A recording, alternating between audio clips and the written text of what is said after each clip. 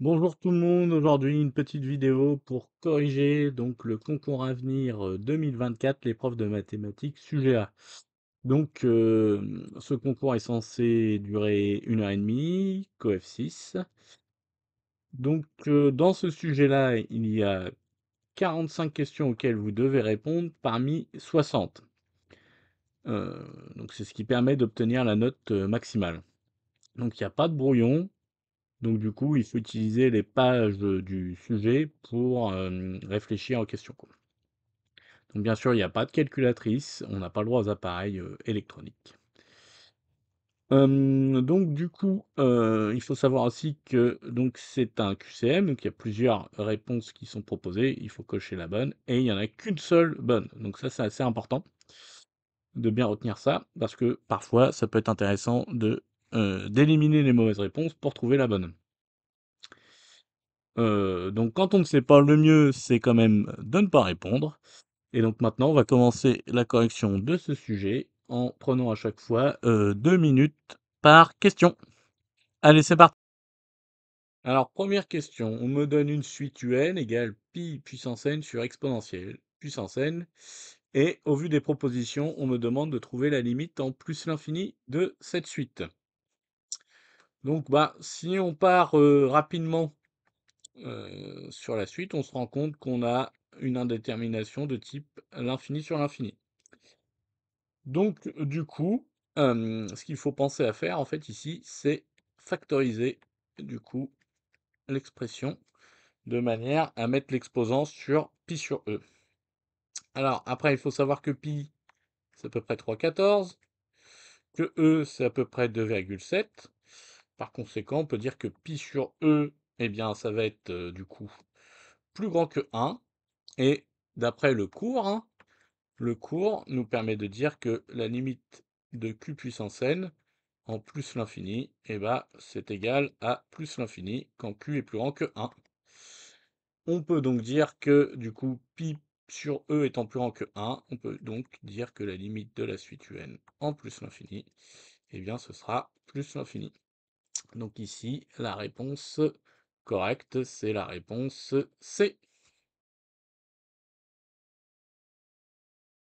Question 2. Alors ici, on nous donne une suite UN, donc qui est clairement un quotient de polynôme, et on nous demande la limite en plus l'infini de cette suite.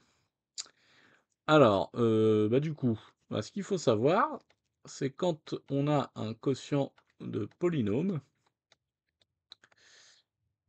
eh bien, la limite en plus l'infini, eh bien, elle va dépendre en fait du degré le plus haut de ce polynôme. Donc là, par exemple, quand on a 2 moins n au carré, eh bien, on peut considérer qu'en fait, en plus l'infini, la limite de ce polynôme sera la même chose que la limite de moins n carré. De la même manière, si on prend n plus 1 facteur de n plus 2, eh bien, si on le développe succinctement, on va voir qu'en fait, le terme le plus élevé, hein, le degré le plus élevé, ce sera n au carré.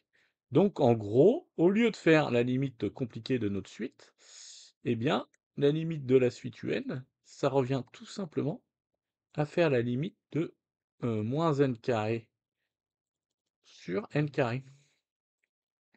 Voilà, donc la limite. Et donc, du coup, ici, ça se simplifie assez facilement et on trouve donc 1, moins 1, pardon.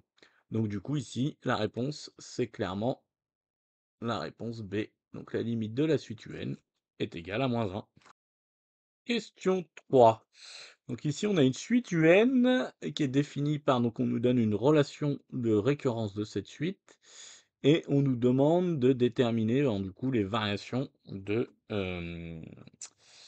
cette suite.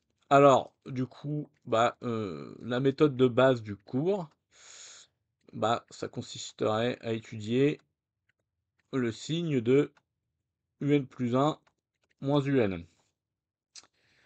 Donc du coup, eh bien, c'est la première approche qu'on peut avoir, hein. Donc on va déjà essayer de calculer UN plus 1 moins UN.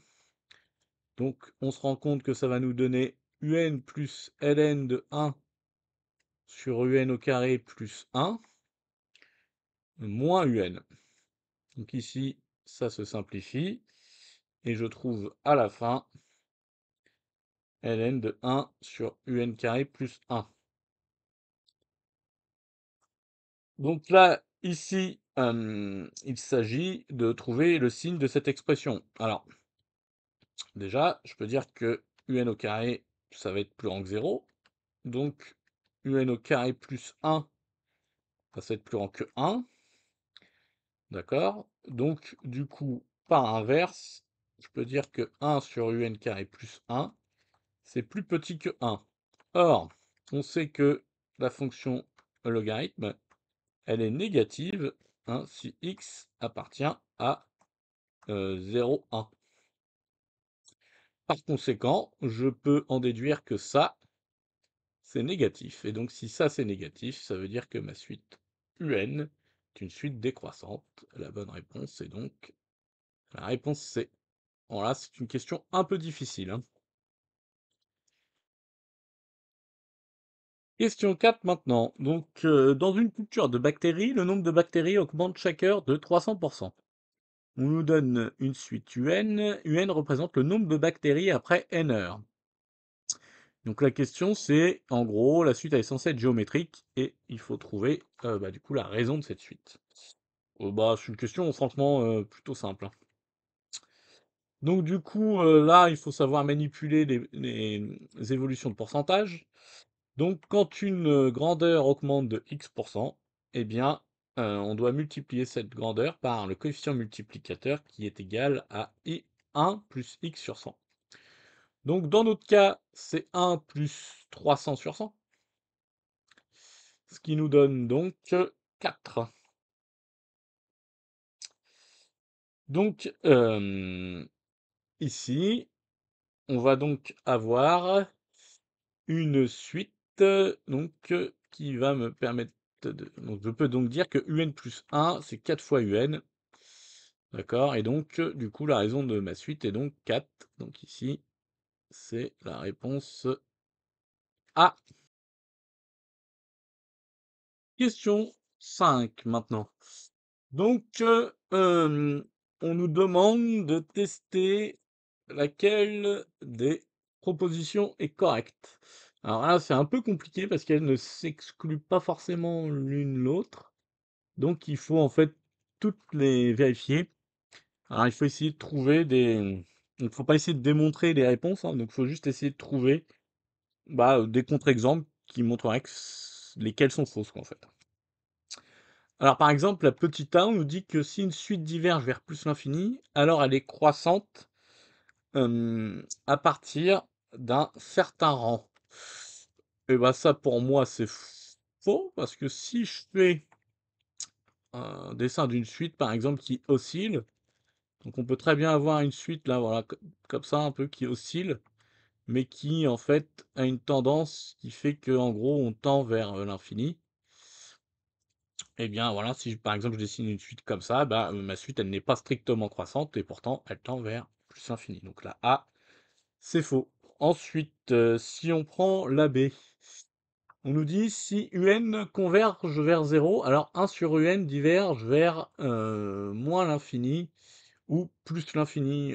Bien, a priori, oui, hein, parce que du coup, on va avoir 1 sur 0 plus, dans ce cas-là, on va tendre vers plus l'infini. Et si on a 1 sur 0 moins, on tend vers moins l'infini. Donc voilà, du coup, on peut proposer du coup comme bonne réponse la réponse B. Question 6 maintenant.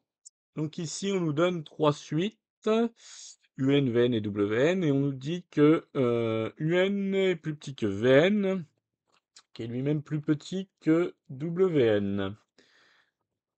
Alors, on nous demande, en gros, oh là, il y a plusieurs propositions différentes.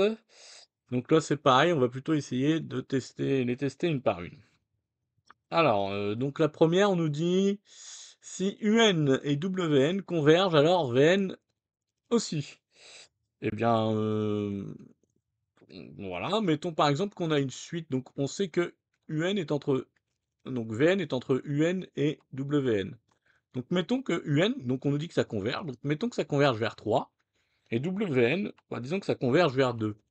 Et bah, si par exemple je prends la suite -1 puissance n, bah, -1 puissance n, ça va nous donner comme valeur -1 ou 1. Donc dans tous les cas, ça va être entre un et wn. Et pourtant, ça, c'est une suite qui ne converge pas. Donc du coup, là, bah, ça montre que ce qu'on nous donne comme proposition, c'est faux. Donc la petite a n'est pas la bonne réponse. Ensuite, la petite b, on nous dit si un est croissante, alors Vn est nécessairement croissante. Euh, eh bien, là, si on fait un petit dessin, donc voilà, mettons par exemple que la suite UN, ça nous donne une suite comme ça, donc qui est croissante, mais qui finit, on va dire, par stagner au niveau de sa limite. Et si on prend à côté de ça une suite VN qui, elle, est constante, voilà, donc là, ici, c'est ma suite VN, là, c'est ma suite UN en dessous, bah, je vois que VN est toujours au-dessus du UN, et pourtant, VN n'est pas croissante. Donc, du coup, bah, la réponse B, ça ne marche pas non plus.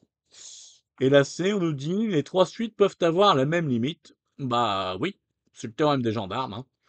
Donc ici, on peut considérer que la réponse C est donc la bonne réponse. Vous voyez, là, j'ai épuisé le temps, donc ça veut dire que c'est une question un peu compliquée. Donc il ne faudrait pas hésiter en fait à la passer le jour de l'épreuve, hein, parce qu'il faut vraiment essayer de passer à peu près 2 minutes par question, hein.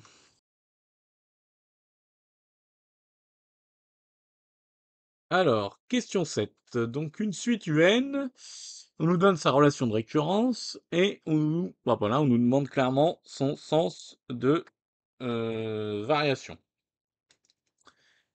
Alors là, c'est une question qui est très très difficile. Donc pour moi, c'est une question qu'il faut passer. Parce qu'on voit que du coup, ça va être assez compliqué en fait euh, de répondre à cette question-là, quoi. Alors, parce qu'on voit qu'en gros, ça va dépendre de U0. Donc, mettons qu'on a U0 qui est entre 0 et 2. Si je calcule U1, par exemple, hein, bah U1, ça va me donner ln de U0 plus 2. Donc, mettons par exemple que U0 c'est 0. Donc, si U0 c'est 0, on peut avoir U1 égale ln de 2. Donc, a priori, ça voudrait dire que ma suite est bien croissante dans ce cas-là. Voilà, on essaie de une autre valeur. Si par exemple j'ai U0 qui vaut 1, bah j'ai U1, ce sera ln de 3. Et après, a priori, ln de 3 c'est plus grand que 1, parce que 3 c'est plus grand que E. Et la fonction logarithme, elle est croissante, quoi, hein. Donc du coup, eh bien, au vu de ce que je viens de faire ici, la réponse A semble bonne. Alors, question 8. Alors, donc, du coup, on a une suite UN. On sait que la limite de UN, c'est plus l'infini.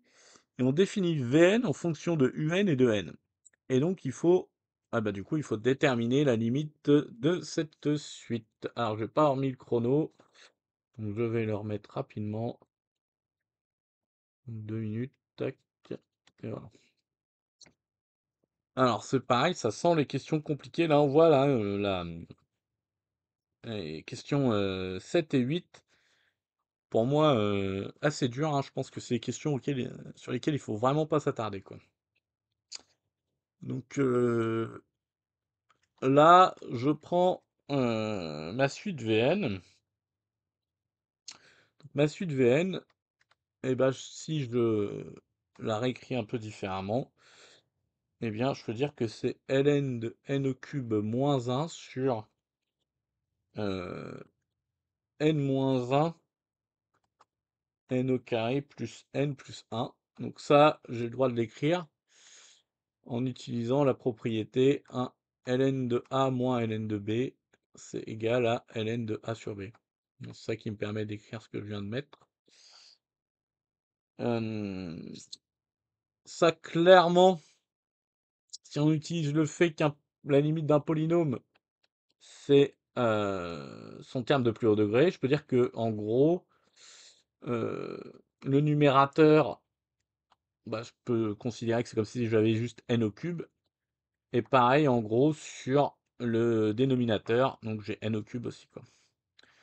J'aurais donc en gros exponentielle un fois ln en gros de 1, hein, parce que j'aurai n au cube sur n au cube, donc ça se simplifie. Ce qui fait qu'en gros, j'aurai un un tend vers plus l'infini, donc j'aurai exponentielle de plus l'infini, c'est-à-dire plus l'infini fois 0, quoi. Donc là, ici, j'aurai du coup une forme indéterminée. Alors là, il faut utiliser le fait que, en gros, l'exponentielle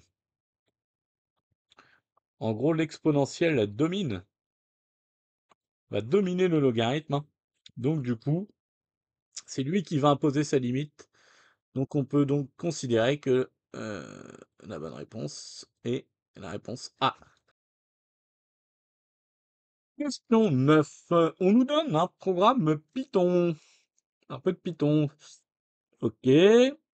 Donc on nous dit si n égale 11 en entrée, quelle est la valeur renvoyée par le programme?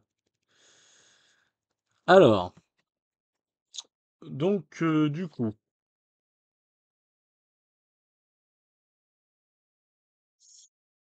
eh bien, du coup, il faut regarder ce qu'on a dans la boucle pour. Ah, je vais pas lancer le chrono, décidément. Hop là. Donc si on regarde le donc la formule ici dans la boucle pour, on voit qu'ici, bah ça va nous donner a priori la formule de récurrence de notre suite. Donc là, comme on a u, donc le premier u représente un plus 1, le deuxième bah, un, et du coup celui qui suit, hein, alors là, il faut regarder donc ici le rang 1. Donc on nous dit que pour tout entier naturel n supérieur ou égal à 1. Donc du coup, ici, le u égale 4, ça représente le u0 égale 4. Donc ici, la première valeur que va prendre i, ça va être 1. C'est donc du coup, si on veut calculer u1, on ferait u0 plus 1 égale moins u0. Donc ici, le i, s'il vaut 1, ça veut dire qu'on doit avoir n plus 1. Tout plus 3, quoi. Hein, parce que du coup, le calcul pour calculer u1, ce serait moins u0 plus 2 fois i, prenons pour première valeur 1, donc 2 fois 1, du coup plus 3, quoi. Donc si ça, je le simplifie, et ben ça me donne moins un plus 2n plus 5. Donc ici, du coup, à la fin, donc ma suite s'arrête à n plus 1. Donc n plus 1, ça voudrait dire que ça s'arrête pour 12. Et donc si elle s'arrête à 12, eh ben, du coup, hein, on se rappelle que dans une boucle pour, on s'arrête après un rang avant le dernier. Donc un rang avant 12, c'est 11. Donc ce serait le calcul en fait de, si on prend n égale 11, ce serait le calcul de U11. Donc du coup, ça veut dire qu'on calcule U11 qui serait le 12e terme, hein. Donc du coup, ce serait le terme d'indice 11. Donc ici, la bonne réponse, c'est la réponse B. Question 10. Alors, question 10. Alors, on nous donne une suite ainsi qu'un algorithme mystère. Et on nous dit qu'il renvoie 6 avec A égale 100 en entrée. Qu'est-ce qu'on peut affirmer? Alors, ce qui est important dans les algorithmes, hein, c'est déjà, ici, on a un tant que. Donc le tant que U supérieur ou égal à A, ça signifie qu'on cherche, euh, on va chercher N, hein, c'est pour ça que la sortie c'est N. N tel que UN, du coup, va être du coup le contraire de ce qui est écrit dans la boucle. Donc on va chercher le N tel que UN est inférieur à 100, parce que inférieur à A et A égale 100. Hein.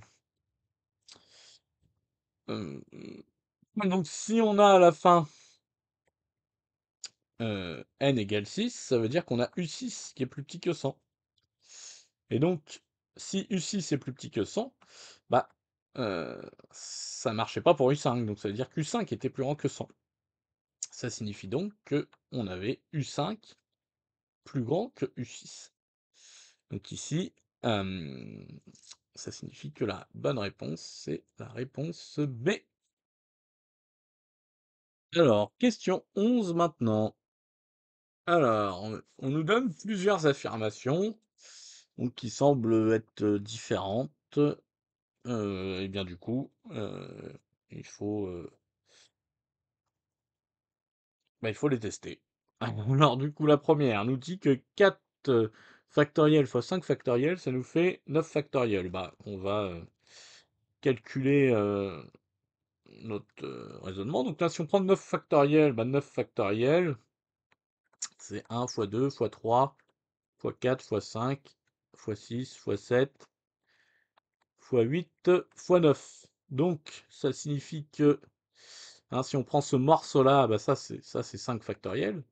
Donc on a 5 factoriel fois 6 fois 7 fois 8 fois 9. Or, si je prends 4 factoriel fois 5 factoriel, bah c'est 5 factoriel fois 4 factoriel, bah c'est 3 fois 2 fois 1. Donc bah on voit que ces deux expressions-là sont différentes, hein, donc visiblement la A n'est pas la bonne réponse.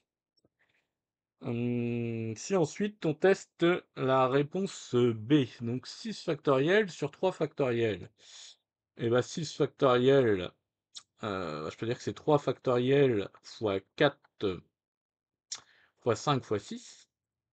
Et ça, bah, du coup, si je divise par 3 factoriel, bah, je peux simplifier. Et donc, il me reste donc 4 fois 5 fois 6, c'est 3 factoriel, c'est 1 fois 2 fois 3, donc clairement, ça ne marche pas non plus. Si par contre, bah, du coup, ouais, non, bah, du coup, la C n'est pas bonne non plus, hein. Donc, bah, du coup, par élimination, c'est la D. Alors, on nous demande avec combien de zéros le nombre 25 factoriel se termine-t-il? Alors, donc, eh bien, pour finir par un zéro,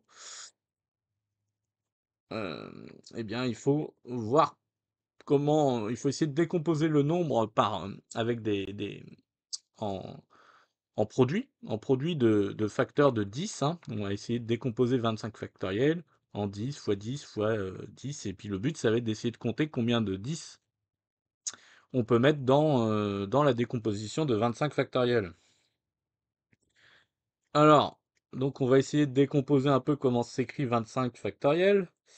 Donc on va avoir du 1 fois 2 fois donc du 4 fois du 5. Alors déjà, on voit 2 fois 5, ça va nous donner 10, hein, parce que 10, on peut juste l'écrire, hein, sous forme de produit, on peut juste l'écrire sous la forme 2 fois 5 avec des entiers.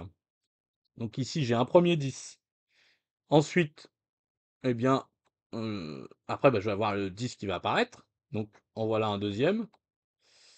Ensuite, bah, en fait, il faut que, en gros, pour avoir il me faut des nombres qui finissent par un 5, hein. Donc, du coup, ici, après 10, je vais avoir 15. 15, bah, du coup, 15 fois 16. Bah, du coup, hop, ça va m'en faire, du coup, un troisième 0. Soit je continue. Ensuite, bah, après, j'ai 20. Donc, en voilà un quatrième. Et après, bah, je vais avoir un 25. 25 que je peux mettre avec un 4. Donc 4 fois 25, ici je vais avoir un 100. Donc au final, combien vais-je avoir de 0? Eh bien 1, plus 1, plus 1, plus 1, puis après ici 2. Donc ici 2, 3, 4, 5, 6. Donc je vais avoir 6 zéros. Donc ici. Alors ensuite, question 13.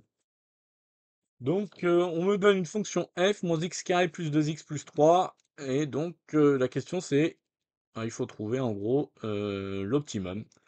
Voilà, question super facile, hein. Là, faut se précipiter sur ces questions-là. Donc ici, d'après le cours 1, une fonction polynôme du second degré admet un maximum ou un minimum en alpha égale moins b sur 2a. Donc ici, ce serait donc en moins 2 sur 2 fois moins 1, donc en 1, d'accord. Euh, donc on sait que a c'est moins 1, c'est négatif, donc on sait que euh, on aurait un optimum en 1, et ce serait cet optimum du coup un maximum. Donc du coup, on obtient donc un maximum en x égale 1, donc réponse B. Voilà, donc très simple, hein. Question 14. Combien d'asymptotes verticales horizontales la courbe représentative de f, définie sur R-1, 3, compte-t-elle? Donc alors, bah du coup, il faut bien connaître son vocabulaire, mais ça semble pas spécialement dur. Donc, verticale, il faut avoir une limite en plus ou moins l'infini qui est égale à un nombre. Et pour une horizontale, il faut avoir une limite quand x tend vers un nombre qui est égal à plus ou moins euh, l'infini. Alors, donc bah du coup là clairement f de x, il faut faire sa limite en plus l'infini. Alors on fait ça rapidement. Donc, c'est un polynôme, hein.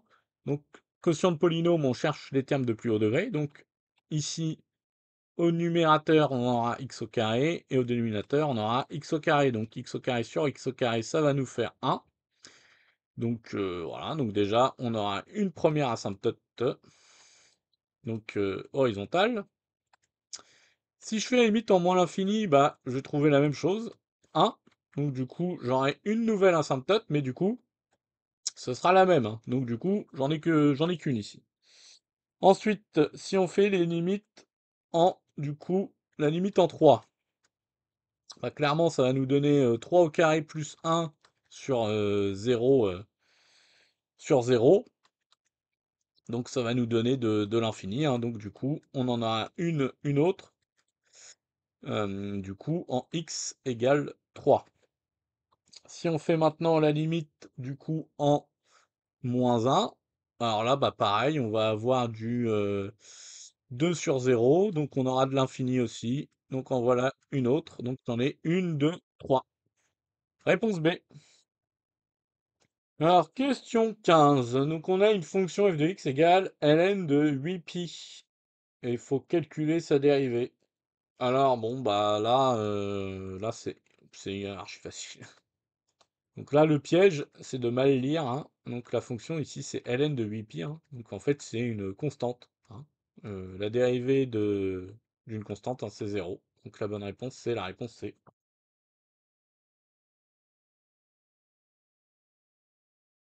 Alors, question 16.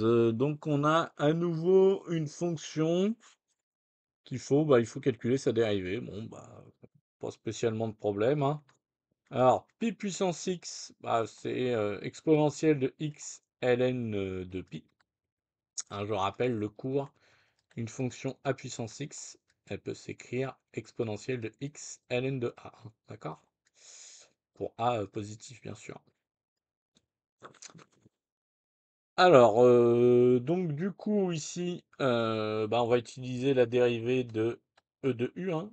La dérivée de e de u, c'est u' e de u. Donc ici, bah, u, c'est x ln de pi. Donc la dérivée de x ln de pi, bah, c'est ln de pi. Par conséquent, ma dérivée, hein, la dérivée de f, bah, ce sera ln de pi exponentielle de x ln de pi. Donc si je réécris du coup ce morceau-là, hein, ça va me donner ln de pi fois pi puissance x. Donc ici, c'est la réponse A. Donc question sans grande difficulté. Alors, question 17. Donc on a une fonction, nous donne sa courbe représentative. Alors attention, la courbe représentative de sa dérivée. Il faut faire gaffe avec ça, faut bien lire. C'est la courbe représentative de quelle fonction? Et donc à partir de la courbe de la dérivée, on doit en conclure Du coup, bah, une réponse, enfin on doit trouver, du coup, une propriété de la fonction, de départ. Alors, 1re proposition, on nous dit, bah, voilà, la fonction petit f, elle serait impaire. Alors là, je pense que le piège classiquement, c'est que si on avait mal lu, bah, ça, ce serait la courbe qui pourrait représenter une fonction impaire.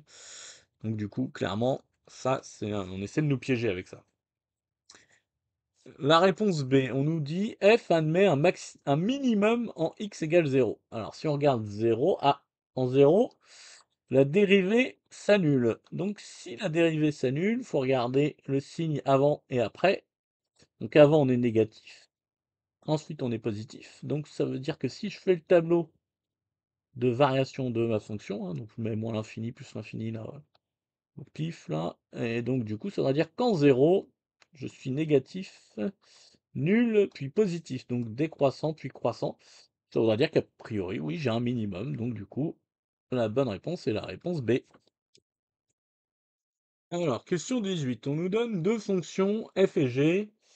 On nous dit qu'elles sont définies et concaves sur R, et on nous demande si on peut affirmer que f fois g est convexe, pardon, f fois g concave, f rond g concave, ou sans aucune autre information, on ne peut rien conclure.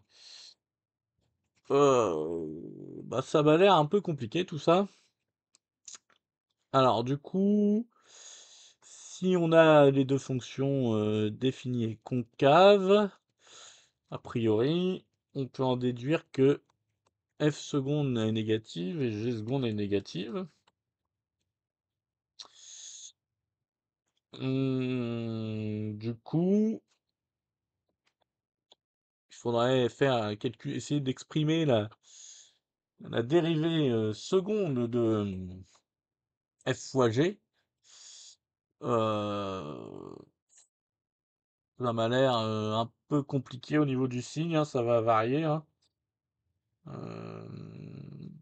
Parce que du coup, hein, f fois g, on va avoir du plus qui va apparaître, on va avoir du f', du f, donc ouais, non, a priori, hein, ça, pour moi, on peut pas statuer sur le signe de f, enfin la convexité de f fois g. Si on prend maintenant f rond g, ça c'est pareil aussi, hein, ça va dépendre de pas mal de choses. Donc, a priori, je pense qu'on peut assez facilement affirmer qu'on ne peut pas vraiment conclure. Alors, question 19. Donc, on nous donne la définition du log LOG et on nous demande de trouver des propriétés. Bon, bah, ça, c'est une question limite de cours, hein. La bonne réponse, si, c'est la réponse A. Voilà, c'est du cours. Question 20. Alors, ici, on nous donne le tableau de variation. Alors, encore une fois, il faut vraiment bien lire. De f seconde. On s'est marqué là aussi. Alors, on nous demande. Ah bah voilà, on nous demande plein de questions différentes. Donc là, c'est pareil, il faut tester et puis essayer de trouver la bonne. Alors, la première, ça nous dit f est convexe. Alors, bah, du coup, pour que ce soit convexe, il faudrait que f seconde soit positive sur 0 plus l'infini. Là, clairement, sur 0 plus l'infini, là, on voit qu'il y a le moins 4. Donc on va passer par 0. La fonction est continue, hein. Donc, bah, du coup, non, ça marche pas. Alors ensuite, la B. F' admet un minimum sur 0 plus l'infini. Eh bien, F', elle admet un minimum. Alors déjà, on peut... alors si on fait le tableau de signes de f seconde, hein, sur 0 plus l'infini, eh bien on voit que en gros, euh, comme passe de moins 4 à plus l'infini, on va être négatif jusqu'à ce qu'on atteigne 0, puis positif. Donc on va avoir moins 0 plus pour une valeur alpha, c'est pas laquelle, mais entre 0 et plus infini. Donc c'est-à-dire qu'f' va être décroissante puis croissante, donc bah là, ici, oui, il va bien y avoir un minimum, hein. Donc du coup, bah, la réponse B est la bonne, donc inutile de regarder le reste. Alors ici, on cherche, donc on nous donne la représentation graphique d'une fonction f et on cherche à savoir combien l'équation f de x au carré égale 0 admet de solutions réelles. Alors déjà, f de x carré égale 0, ça veut dire qu'on va prendre un nombre x, on le met au carré, puis on fait l'image de ce nombre. Donc du coup, si ce nombre on le met au carré, déjà, on va forcément chercher l'image d'un nombre qui est sur 0 plus l'infini. Et en 0 plus l'infini, j'ai ici j'ai trois solutions. Il y a trois valeurs pour lesquelles ça s'annule. Donc en 0, 1 et à peu près 2,5. Sauf que pour obtenir 1 c'est 1 au carré, mais c'est aussi moins 1 au carré. Pareil, 2,5 c'est racine de 2,5 au carré, ou moins racine de 2,5 au carré. Par conséquent, ici j'ai 4 possibilités, mais avec le 0, j'en ai une de plus, donc ça signifie que j'en ai 5 du coup. Donc la bonne réponse, c'est la réponse A.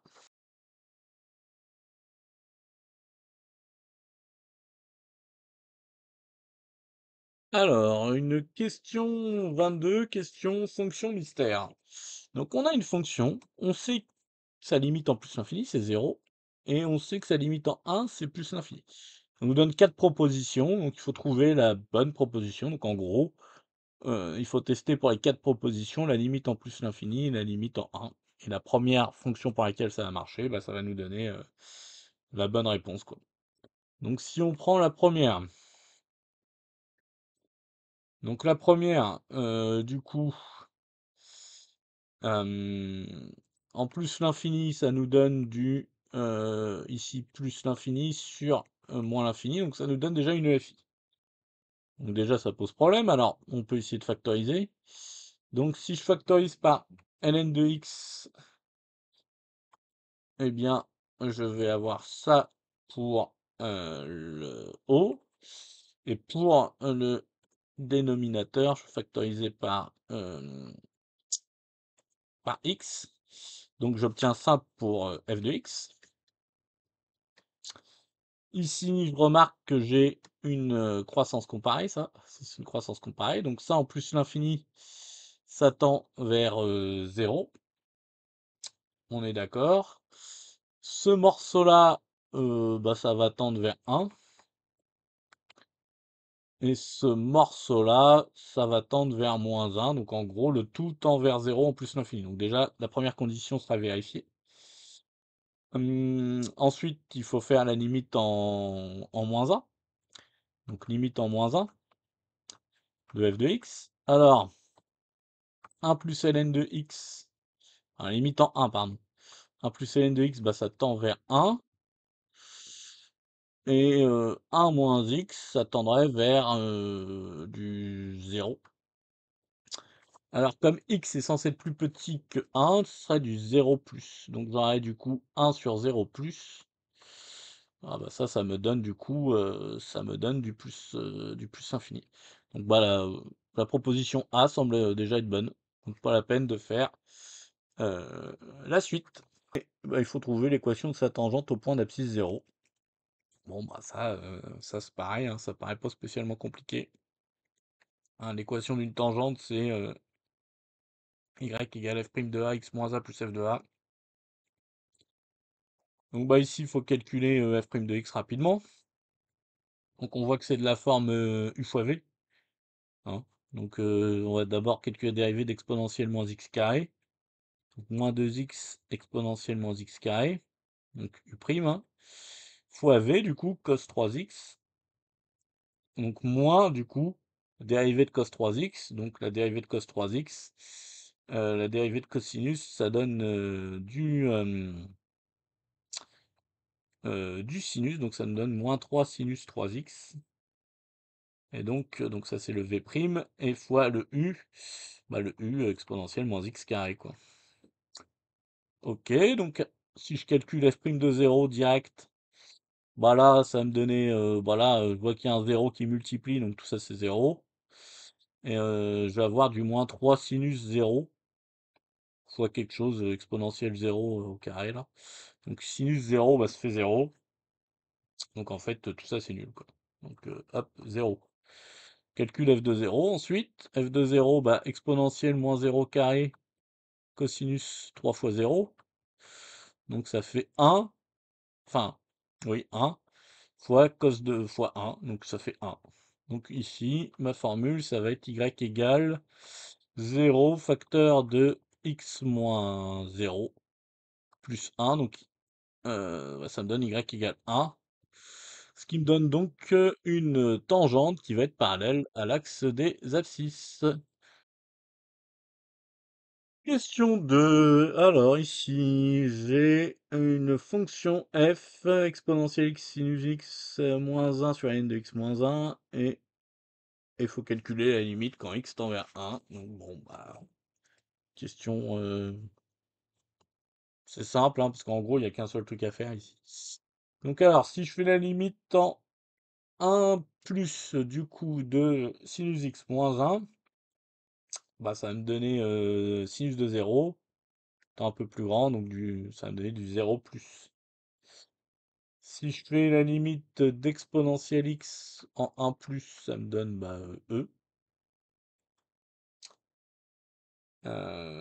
Et la limite de mon ln de x moins 1 en 1 plus, bah, du coup, ça donne ln de 2. Donc ça veut dire que la limite de f en 1 plus, ça va être donc 0 plus fois e sur ln de 2. Ça donne du coup du 0 plus. Euh, Donc, bah, du coup, ah, attendez, ah, j'étais trop vite. ln de 1 moins 1, ça donne du ln de 0, mais comme je suis un peu plus grand, ça va me donner, oui, du coup, ça va me donner du moins l'infini, pardon. Donc ici, j'ai du moins l'infini, donc j'ai du 0 plus sur du moins l'infini, donc là, ça me donne du 0 moins. Donc 1 sur f, en 1 plus, ça va donc du coup tendre vers moins l'infini. Donc ici, réponse A. Question 25, on passe aux probabilités. Alors, on nous donne un tableau double entrée et on nous demande la probabilité que la personne interrogée ait 60 ans ou plus. Quelle est la probabilité qu'elle ait 60 ans ou plus, sachant qu'elle est abonnée? Donc, bon, bah là, on va utiliser donc un peu de vocabulaire. Donc, on va dire que A, c'est être abonné. Et P, c'est du coup plus de 60 ans. Donc ici, clairement, on nous demande la probabilité de P sachant A. Donc c'est P de A inter P sur P de A. Alors pour avoir P de A inter P, c'est les plus de 60 ans abonnés, donc il y en a 110. 110 sur... alors si on additionne tout, ça nous fait du 350. Les abonnés. Alors combien il y a d'abonnés? Donc 12, 58, 70, 110, 180. Donc sur 180 sur 350, ça se simplifie là et là. Donc ça me donne du 11 sur 18. Donc la réponse c'est... Alors question 26. Donc x est une variable aléatoire qui suit une loi binomiale. Et on nous demande quelle est la valeur de P, pour quelle valeur de P l'écart type est-il maximal? Alors bah déjà, court. L'écart type, c'est la racine carrée de la variance, et pour une loi binomiale, bah, c'est NP 1 moins P, quoi. Donc, bah, du coup, il faut chercher, on remplace hein, par les valeurs qu'on a. Donc, n, c'est 4, donc 4P, 1 moins P. Donc, il faut chercher le max de ça. Bah, une racine carrée, c'est strictement croissant. Donc, il faut chercher la valeur la plus grande à l'intérieur de la racine. Donc, en fait, il faut chercher le max de 4P, 1 moins P. Donc, c'est quoi le max de 4P, 1 moins P? Bah, si on développe, c'est 4P moins 4P carré. Donc, c'est du second degré. Donc, le maximum d'une fonction du second degré, et ben, faut trouver alpha. Alpha, donc alpha, c'est moins b sur 2a. Ici, c'est moins 4 sur 2 fois moins 4. Ça s'annule, ça me donne donc 0,5. Donc, du coup, eh bien, j'ai un optimum pour un demi. 7. Donc, on a deux événements A et B. On nous donne P de A 0,4, P de B P, P de A union B. Et pour quelle valeur les événements sont-ils incompatibles? Alors, bah, du coup, pour être incompatible, il faut que P de A union B, ça c'est du cours, soit égal à P de A plus P de B. Donc, bah, du coup, ça revient à résoudre l'équation 0,5 égale 0,4 plus P. Donc, bah, du coup, P égale, bah, ici, bah, 0,1. Voilà. Donc, ici, réponse D. Alors, je pense qu'ici, le piège, c'était de confondre incompatible et indépendant.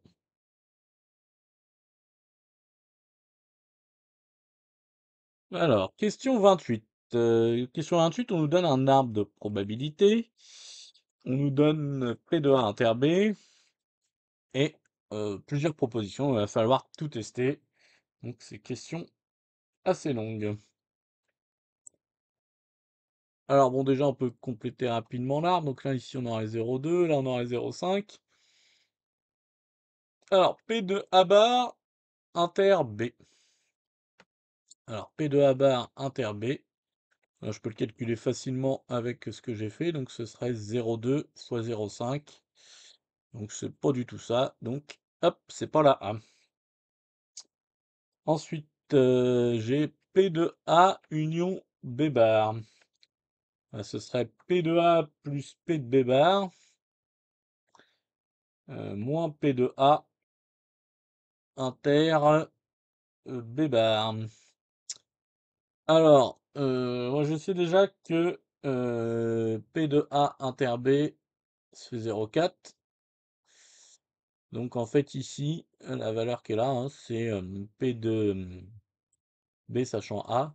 Donc c'est P de A inter B sur P de B, P de A, pardon. Donc c'est 0,4 sur 0,8. Ici, je sais déjà qu'il y a 0,5 là, 0,5 là. Donc ici, si je calcule ça, ça me donnait du 0,8 plus du coup P de B bar. P de B bar, c'est 0,2 fois 0,5. Hein, j'additionne les probabilités qui mènent à B bar.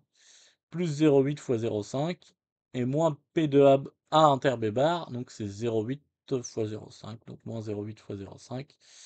Donc je calcule tout ça, ça me donne du 0,8 plus du 0,1 plus 0,4 moins 0,4, on fait du 0,9, donc ouais, bon, c'est pas ça non plus. Donc j'ai plus qu'à tester la C, P de B. Alors P de B, je l'ai fait rapidement tout à l'heure. Donc ici, c'est tous les chemins qui mènent à B, donc 0,8 fois 0,5. Plus 0,2 fois 0,5. Donc là, ça nous fait du 0,4 plus du 0,1, ça fait du 0,5, c'est pas ça. Donc là, clairement, c'est la réponse D. Alors, là, j'ai dépassé un peu le temps, mais pour moi, c'est une question qu'il faut faire, parce que clairement, en fait, on voit qu'une fois que l'arbre est complété, c'est facile, quoi, en fait. Donc, même si vous dépassez, mais vous sentez que vous patinez pas pour chercher la réponse, il faut continuer, hein, parce que je rappelle, hein, il faut avoir au maximum 45 bonnes réponses. Mais pour obtenir l'école que vous souhaitez avoir, en général, il n'y a pas forcément besoin, c'est un classement, hein, donc il n'y a pas forcément besoin d'en avoir 45. Hein. Donc il vaut mieux continuer le raisonnement sur une question qu'on pense être capable de répondre assez rapidement, plutôt que de... Ça vaut le coup de dépasser, là, dans ce cas-là. 39 maintenant. Alors, encore une fois, on nous redonne un arbre avec des probabilités. Donc, et plusieurs probas à calculer, quoi. Donc, eh bien, du coup, on n'a plus qu'à. Bah, on va essayer de compléter l'arbre, hein. Ça paraît être la meilleure façon de faire, parce qu'ici, on sait qu'on a 0,3. Ici, on a 0,8. On a P2S. Donc, P2S, bah, P2S, c'est quoi? C'est P2A inter S plus un P2A bar inter S. Quand on nous donne un arbre incomplet, il faut essayer de le compléter, hein. Donc, P2A inter S, bah, c'est 0,3 fois P2A que je connais pas, quoi. Et P2A bar inter S, bah, c'est P2A bar que je connais pas fois P2S, du coup, 0,2. Alors, P2A, ça va être mon inconnu, donc je vais l'appeler X pour simplifier. P2S, c'est 0,24. Et P2A bar, du coup, c'est 1 moins X, hein, puisque c'est événement contraire. Donc là, je vois que je vais assez facilement trouver la valeur de X si je développe. Donc là, ici, j'ai 0,1X égale 0,04. Donc j'ai X égale 0,04 sur 0,1. Donc ça me donne donc 0,4. Donc ici 0,4, 0,6. Donc une fois que j'ai ça, a priori, je peux répondre assez facilement, hein. Je vois que la A, bah, c'est pas ça, hein. Et la B, P de A inter S bar, bah du coup c'est 0,4 fois 0,7, bah 0,28, hein. Donc du coup, réponse B. Alors, question 30, on arrive à la moitié. Alors, du coup, donc on nous dit que, alors là, on nous explique une situation qu'il va falloir modéliser. Donc, on pioche au hasard deux jetons sans remise dans une urne qui contient deux rouges et M verts. Voilà, et on nous dit que ça va être pour les 4 prochaines questions. Le joueur gagne 1 € pour chaque jeton vert, il perd 2 €. Voilà, ok.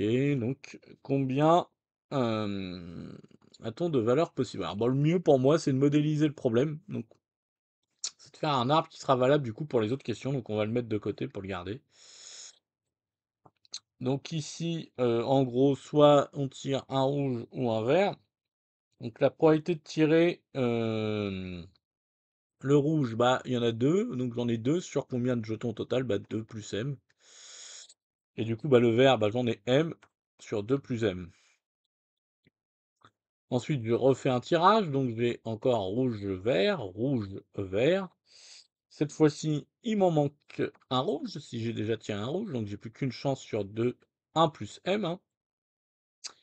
Et là, bah, j'en aurai M-1 sur 1 plus M. Ici, de la même manière, bah là, il m'en resterait deux rouges, mais j'ai quand même un jeton en moins. Et ici, bah du coup, alors c'est pas M-1, du coup, ici c'est M, je me suis trompé. Et là, du coup, ce serait M-1 sur M plus 1. Donc rouge. Qu'est-ce que ça me donne, rouge? Bah quand je pioche un rouge, je perds 2 €. Donc là, ici, ça me donnerait -4. Rouge-vert. Alors rouge-vert, c'est -2 plus 1, donc -1. Vert-rouge, pareil. Et vert-vert, plus 2. Donc au final, j'en ai 3. Donc ici, réponse C.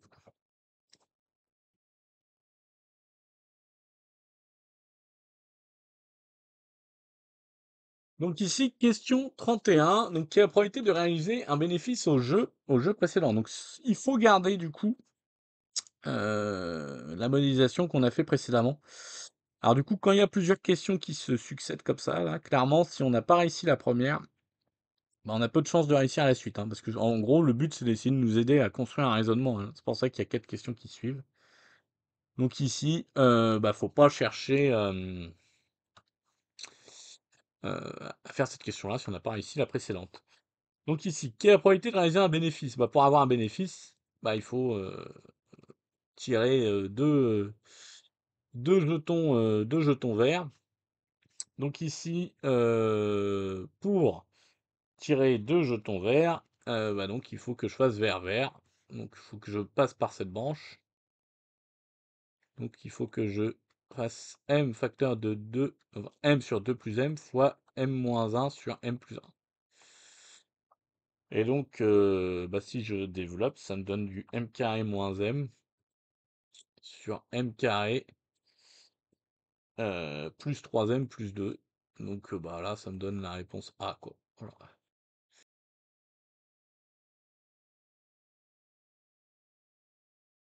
Alors, question 32, donc la suite encore de deux questions précédentes. Donc là, cette fois-ci, quelle est la plus petite valeur de m pour lesquelles on puisse espérer ne pas perdre d'argent?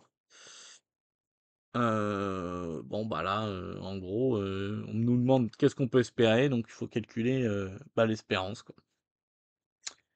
L'espérance de x.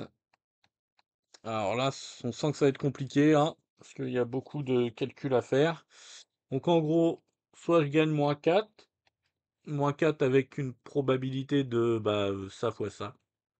Donc ça nous donne 2 sur bah, 2 plus m facteur de 1 plus m. Donc, ou alors j'ai moins 1. Donc moins 1, moi j'ai deux fois, hein, pour arriver à moins 1, c'est ça fois ça, ou ça fois ça. Donc bah, du coup ça revient exactement au même, hein, donc c'est 2m sur 2 plus m fois 1 plus m. Et bah, l'autre calcul je l'ai fait tout à l'heure, hein, c'était m carré moins m sur m plus 2 facteur de 1 plus m. Donc ensuite, bah, du coup tout ça, il faut le mettre au même dénominateur. Donc du coup, alors si on fait des calculs simplement, hein, parce qu'il faut essayer d'être rapide. Donc je vois que ça et ça, en gros, ça va pas être important pour trouver la plus petite valeur de m. De même, le dénominateur, j'ai pas besoin d'en tenir compte. Donc en gros, il faut que je cherche, hein, parce que ça c'est x2, hein, je crois que j'ai oublié de le mettre, hein, mais il y a deux fois le. Donc il faut que je trouve quand est-ce que ça vaut 0. C'est-à-dire quand est-ce que ça vaut 0, hein. Je fais un petit calcul de discriminant. Si je calcule mon discriminant, je fais moins 3 au carré, moins 4 fois moins 4 fois moins 4 fois 1. Donc ça me fait du 25. Et je vais avoir donc une première valeur possible qui serait de 3 moins racine de 25, donc 3 moins 5 sur 2, ou 3 plus 5 sur 2. Plus 5 sur 2, ça donne 4. Et donc 4, bah du coup, voilà, j'aurai un tableau. Je fais le tableau de mon espérance en fonction de m. Bah du coup, m appartenant à n étoiles, je vais avoir 0 plus l'infini. Donc ici 4, ça s'annule en 0. Mon espérance serait donc du type ici moins plus. Donc bah du coup clairement, hein, il faut que mon espérance, il faut que mon m soit égal à 4, hein. Donc ici la bonne réponse c'est la réponse B. Alors, question 33. Donc ici, on est toujours dans la série de questions qui se suivent. Donc il faut trouver la variance de x. Alors bon bah la variance, on peut utiliser donc, la formule espérance de x au carré moins espérance de x tout au carré. Donc du coup, comment on fait pour trouver l'espérance de x? Et ben l'espérance de x, et ben, si on reprend la question d'avant, hein, notre question d'avant, bah, du coup on avait une espérance, donc c'était 2 plus m, facteur de 1 plus m, le tout sur moins 8, moins 4m, plus 2m carré, moins 2m. Donc on avait donc du 2m carré, moins 6m, moins 8. Le tout sur 2 plus m, facteur de 1 plus m. Donc ça, faut avoir fait la question précédente, hein. Donc si m vaut 2, j'ai donc une espérance qui va donc être égale à 2 fois 2 au carré, moins 6 fois 2, moins 8, sur 4 fois 3. Donc ça fait quelque chose sur... Alors déjà, je vois que je peux simplifier. Donc ici, 4, 4, 4. Donc ici, il me reste 2, moins 3, moins 2 sur 3. Donc ça me fait ça et ça s'en va, ça me fait moins 1. Ensuite, si je calcule l'espérance de x au carré, donc voilà, du coup, ça va me donner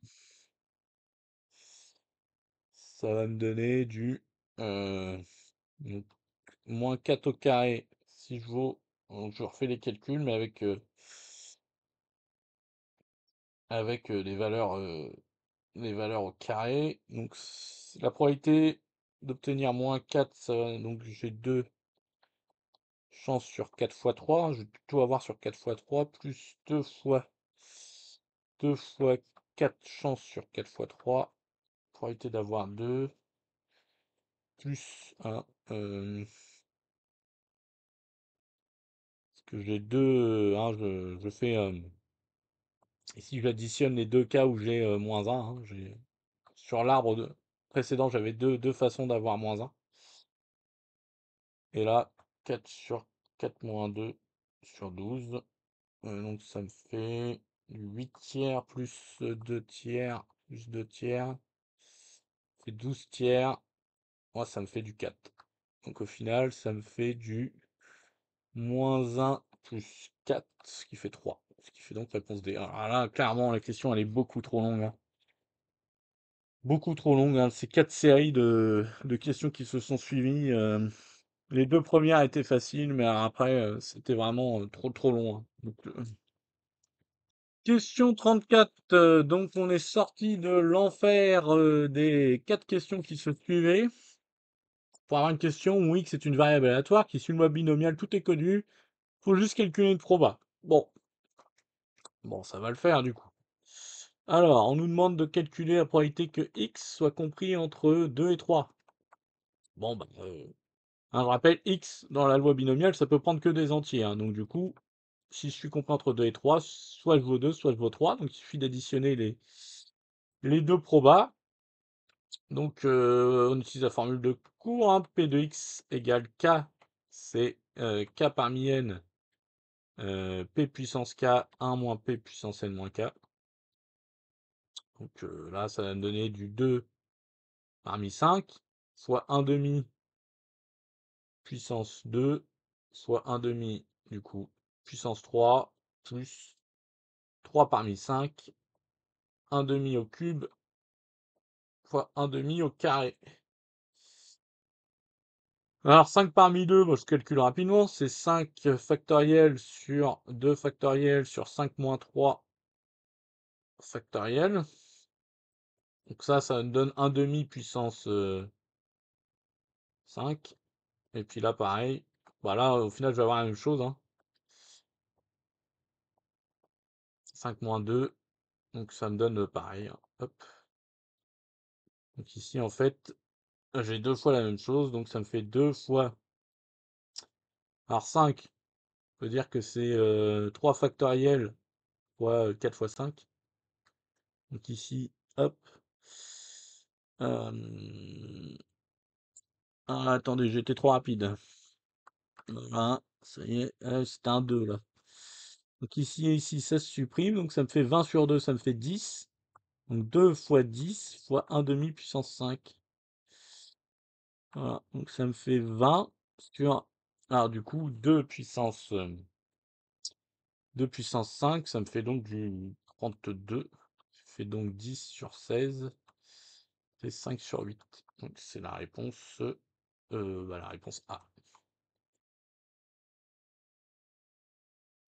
Alors, question 35 et 36 qu'on va se permettre de faire en simultané. Donc, on va se laisser 4 minutes pour ça parce que elles se suivent.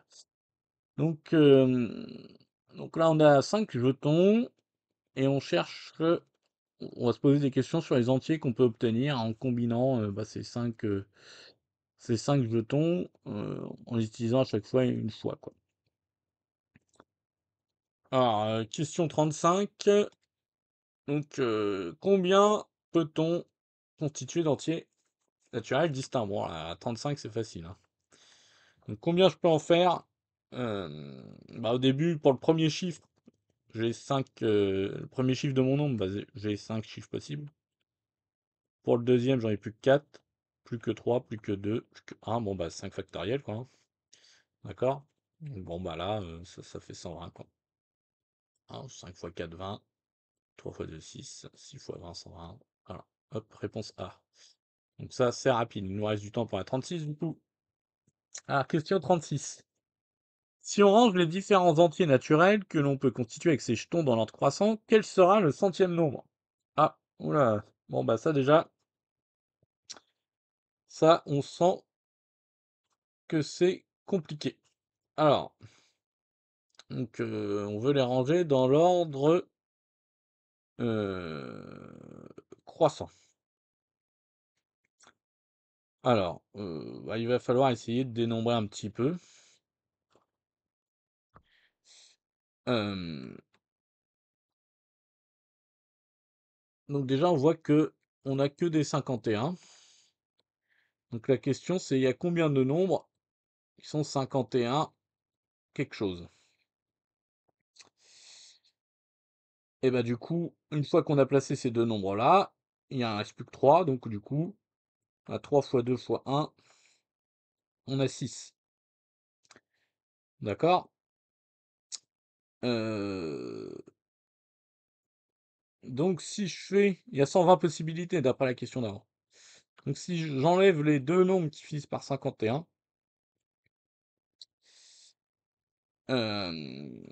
du coup, j'ai plus que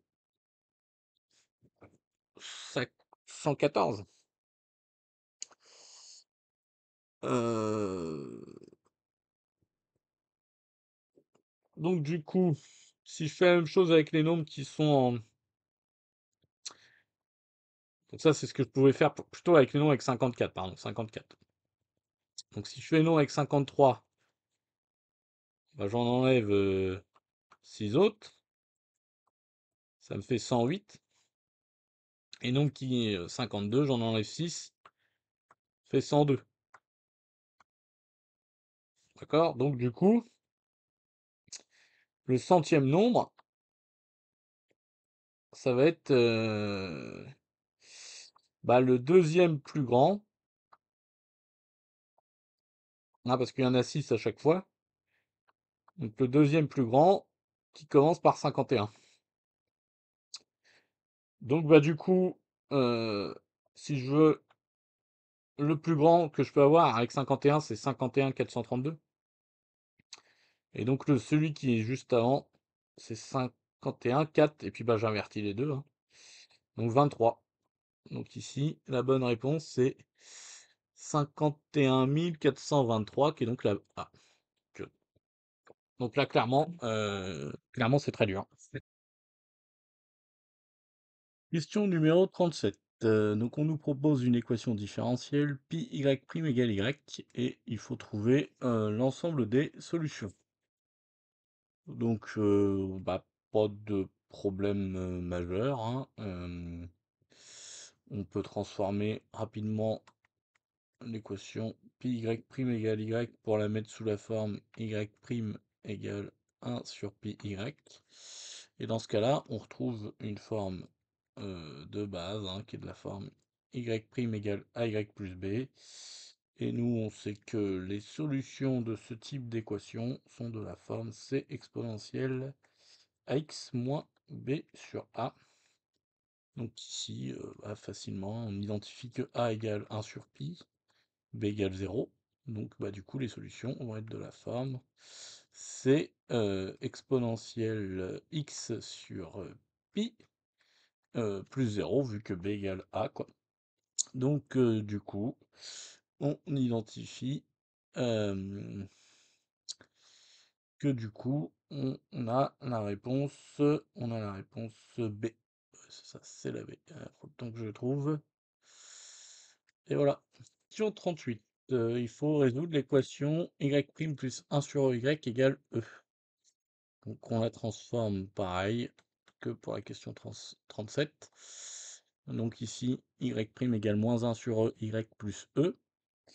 Donc bah, du coup, de la même manière, hein, on va avoir des solutions de la forme y de x égale c exponentielle ax moins b sur a. Donc ici, on a a égale 1 sur e, b égale e.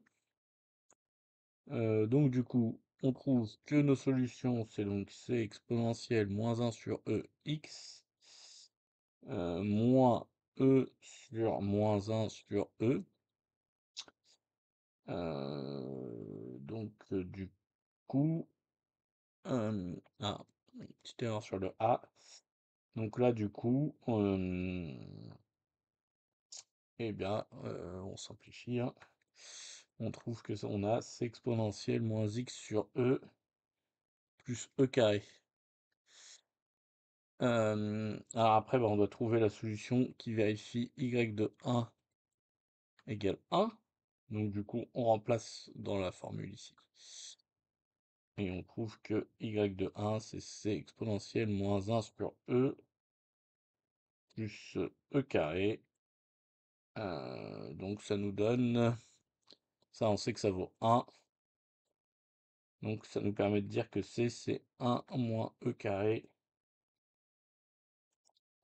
exponentielle 1 sur e.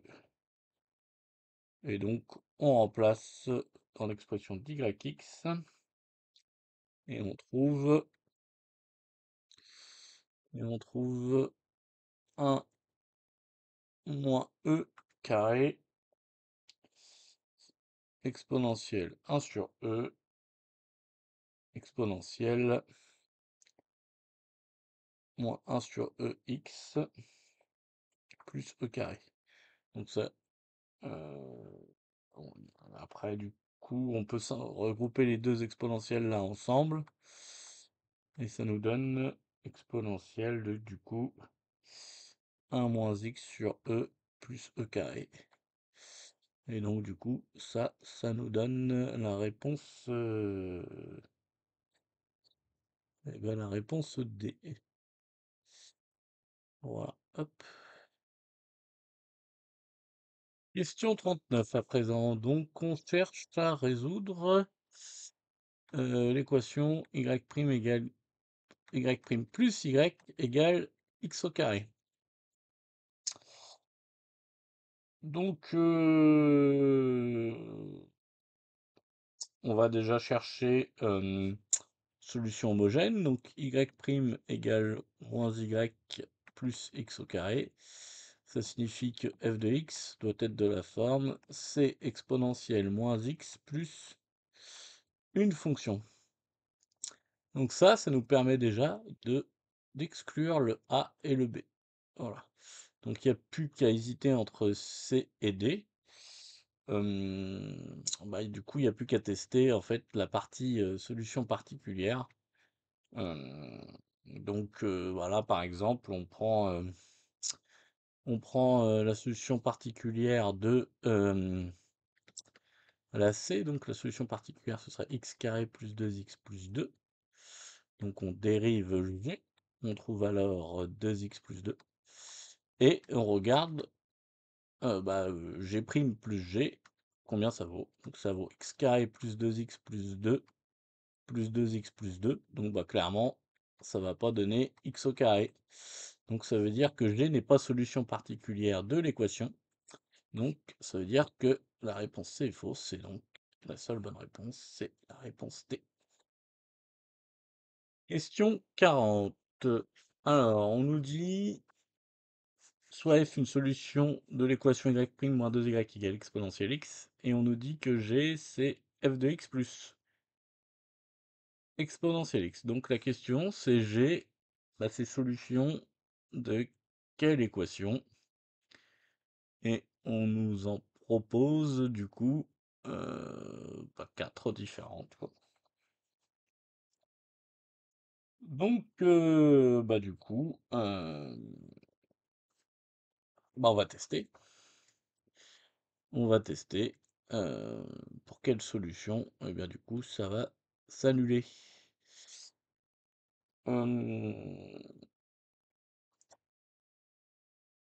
donc, dans tous les cas, de toute façon, ça fait y' moins 2y, hein, c'est juste l'égalité qui change. Donc, a priori, ça va pas être bien compliqué. Alors, si on calcule g', du coup, bah, g' c'est f' plus exponentielle x.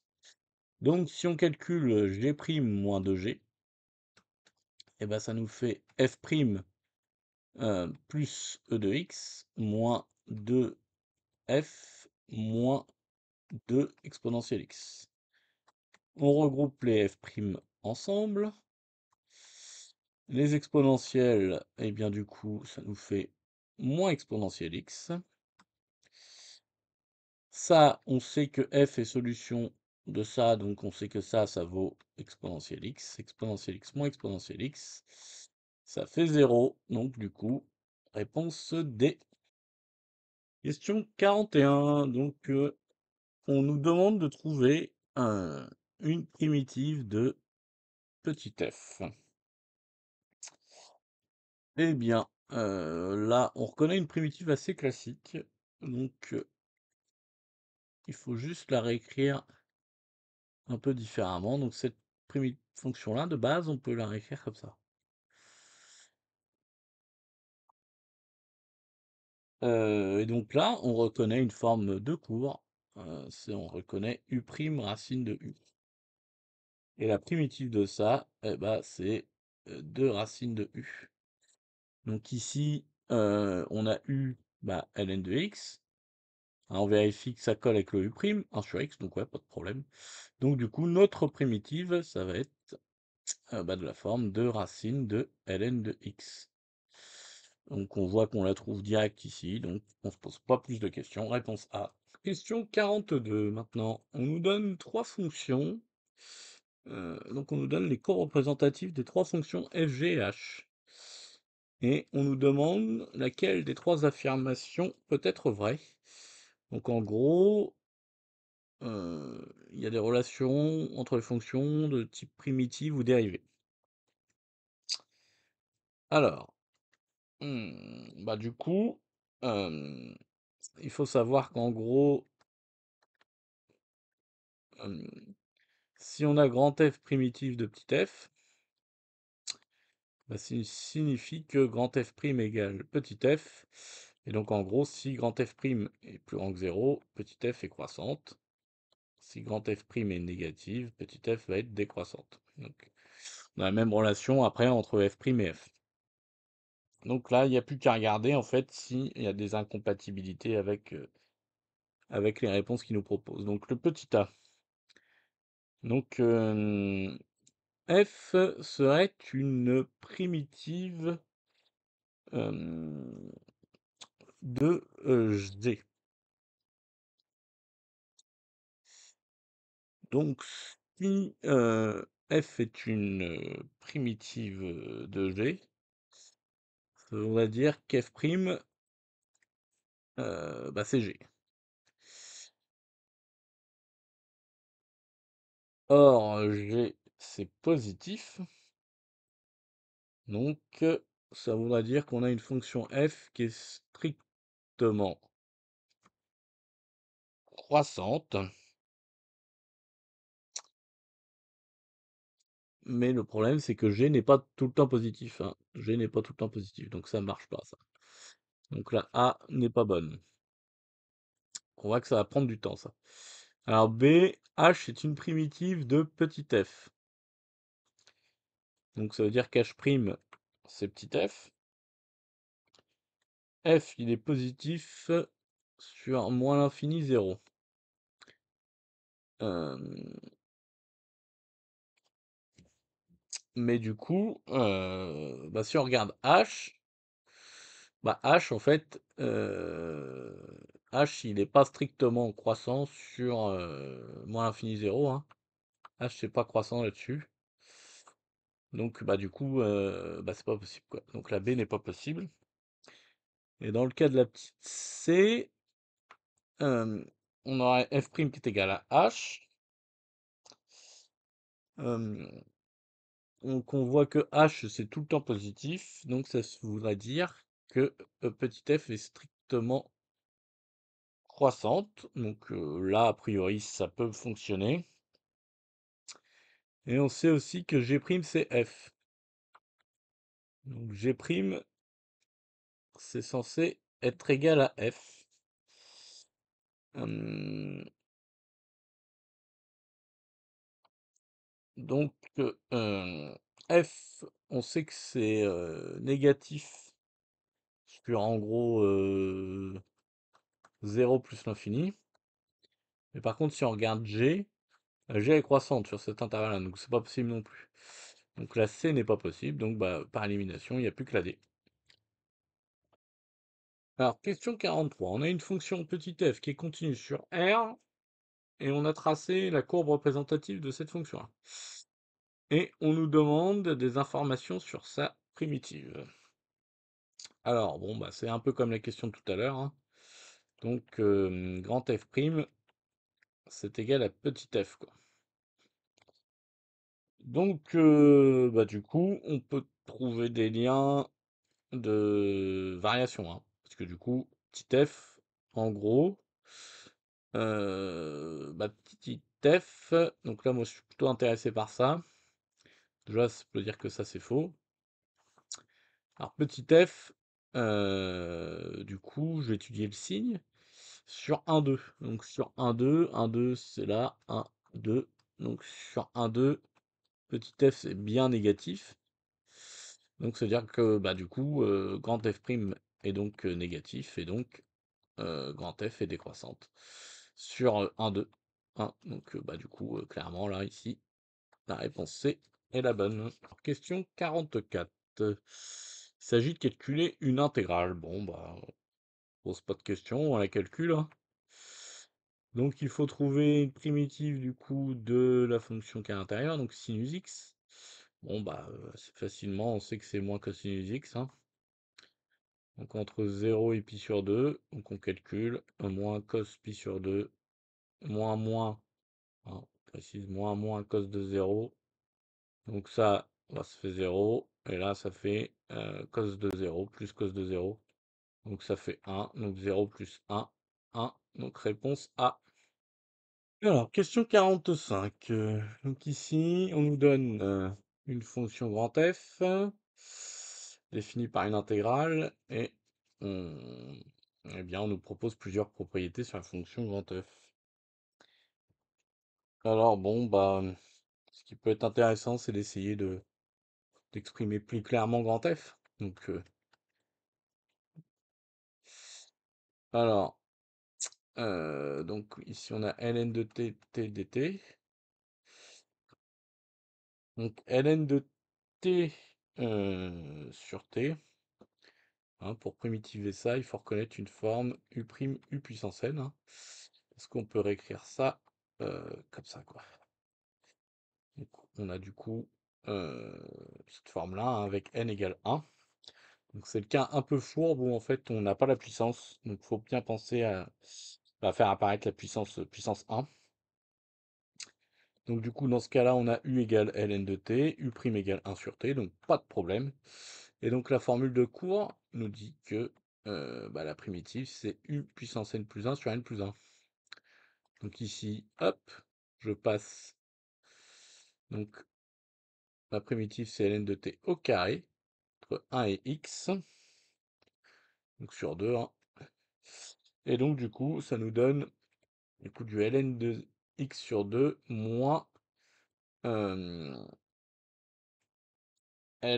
de 1 donc, carré sur 2. Donc ln de 1 ça fait 0. Donc ça nous donne donc du ln de x sur 2. Donc du coup, bah, si on regarde la réponse C, hein, grand F de E, ce sera ln de E sur 2, donc 1 sur 2. Donc voilà, réponse C. Alors, question 46. On nous demande la valeur moyenne d'une fonction petit f définie par, on nous donne la formule. Bon, bah, du coup, il faut calculer la valeur moyenne.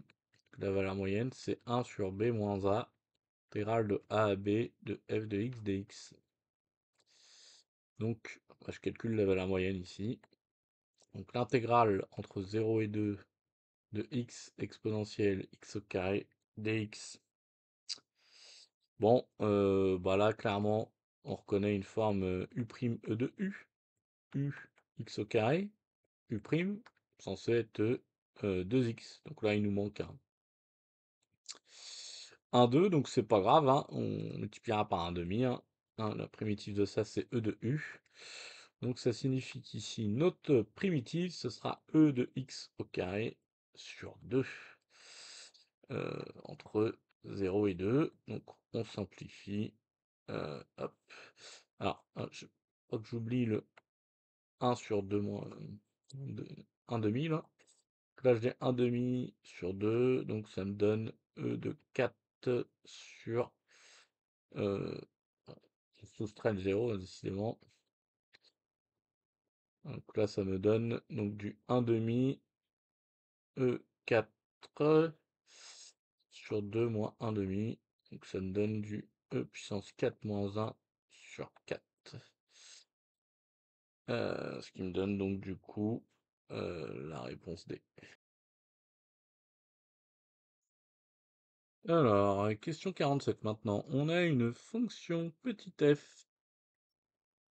On nous donne sa formule et on nous demande de calculer l'aire entre bah, différentes droites. Bon, bah, c'est l'aire sous la courbe. Hein. Donc ici, il faut faire, pour calculer une aire, on fait l'intégrale. Alors après, il faut multiplier par les dimensions du rectangle unitaire. Donc ici, il ne faudra pas oublier de multiplier par OI et OJ. Donc ici, on va calculer du coup l'intégrale entre 0 et 1. Voilà, c'est ça qui me l'indique. De x sur 1 plus x carré dx. On multipliera ça par 0,5 et par 4. Alors, bon, bah là, ça c'est clairement une u' sur u. Hein, donc avec u 1 plus x carré, u', 2x. Donc là, clairement, il me manque un 2, donc il faudra que je pense à mettre le 1 demi. Donc là, ça me donnait du 1 demi, ln de 1 plus x carré, entre 0 et 1, que j'ai donc multiplié par 2. Donc ça me donne du 1 demi ln de 2, moins 1 demi ln de 1, tout fois 2. Donc le x2 va s'annuler avec le 1 demi, le ln de 1 ça fait 0, donc au final j'ai plus que ln de 2 cm², donc réponse A. Alors, question 48. On a une courbe, un domaine assuré, et en gros, il faut essayer d'estimer à peu près l'aire de la figure. Alors, bon, c'est une question qui est clairement compliquée.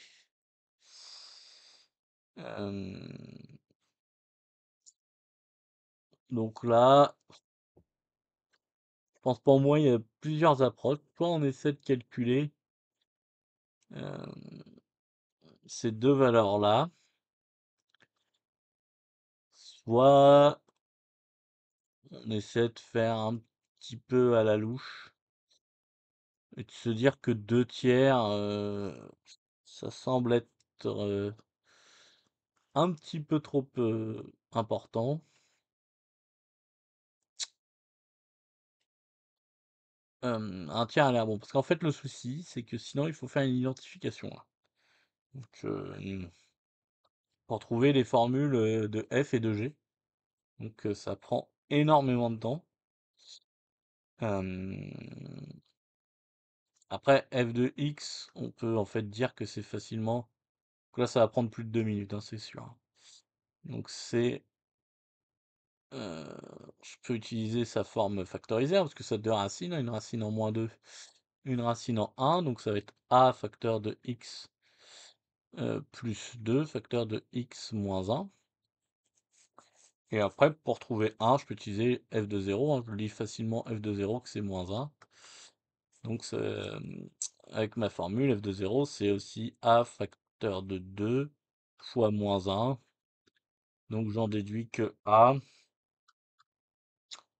euh, a égale du coup, a égale euh, 1,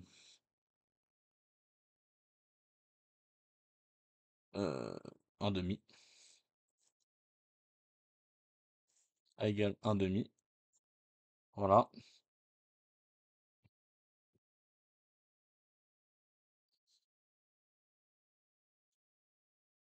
Sauf que je me suis trompé, voilà. Je me suis totalement trompé en fait là sur cette question-là. Parce que du coup ici c'est -1, voilà, je ne lis plus très bien. Donc ici en fait j'ai f de x égale a facteur de x plus 1, x moins 1. Donc par identification, comme f de 0 vaut -1, je trouve que a, donc je la fais vite, a c'est 1, donc f de x va donc être égal à x carré moins 1. Je fais la même chose pour g, et on trouve au final moins x carré plus 2x moins 1. Pour trouver l'air entre deux courbes, ensuite, on fait la courbe du dessus moins la courbe du dessous. Donc on fait g moins f, et on trouve au final que ça nous donne 2x facteur de 1 moins x.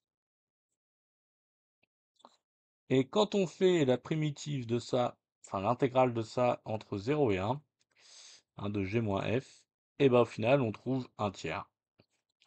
Voilà, donc au final, c'était franchement plutôt compliqué, quoi. Alors, question 49. Donc, bon, là, c'est pareil, hein, on nous donne une fonction f, on nous donne différents types d'air, et en gros, il faut essayer d'estimer l'air de la surface à colorier pour faire le logo du concours à venir. Donc, il faut essayer d'estimer la valeur de l'air qui est en gros là, quoi. Ici, on colorie là, et puis on colorie là. On colorie là. Moi, j'ai du mal. Alors,